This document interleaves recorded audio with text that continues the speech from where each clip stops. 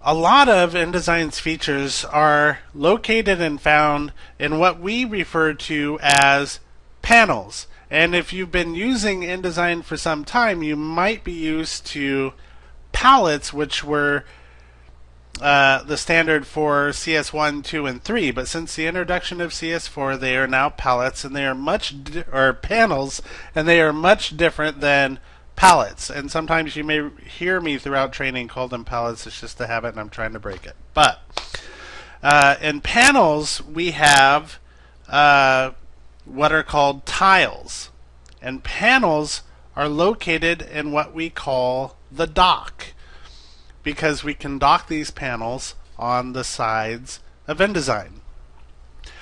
The first thing that you may notice is that within these panels we have icons to represent the different types of panels that we are going to be using. Now, in the default Essentials layout, typically you will find these panels expanded so we can see what they are. Like, we can see that these are the pages tiles and the swatches tile within the dock here. And if I click and drag, these become just icons.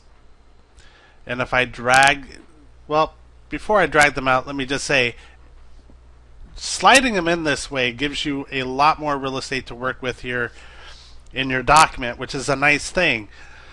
But if you're just new to InDesign, you may not be familiar with what these icons are. So some prefer to maybe work with them out, but if you like having that extra space, you might work with them in. And if you're not familiar with the names yet, don't worry. If you hover your mouse over the icons, a little tooltip appears telling you what these panels are. Now, if I want to, I can click on any of the panels within these tiles here to expand them. I can also click the double arrow to work with these panels very similarly like I did in InDesign CS3 or CS2. But again, working with these panels like this takes up a lot of room. So I like to personally work with them condensed. And when I need them, I can click on them. Or if I really am going to use something a lot like this layers palette or panel, then I can expand it and click and drag it out of its area. And if I want to minimize it back down to my icons, I can just click the double arrow icon up here at the top and click it again to expand it.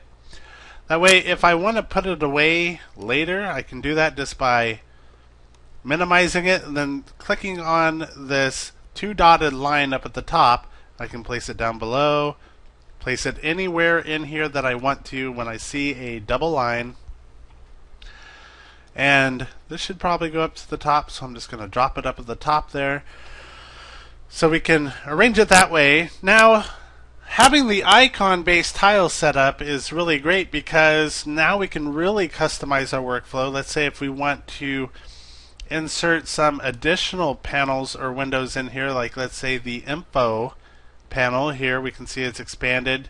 If I click that icon, and again, I'm going to drag the double dotted line here and just dock it when I see that blue line down to the bottom here. So I can add as many windows and panels that I want to.